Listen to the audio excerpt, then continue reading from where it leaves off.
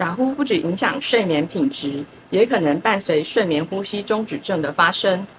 那会和高血压、糖尿病等全身性疾病有关，那也会提高中风的风险。所以今天我们介绍一种治疗打呼的方法，那就是止鼾牙套。它可以帮助改善您的睡眠和健康。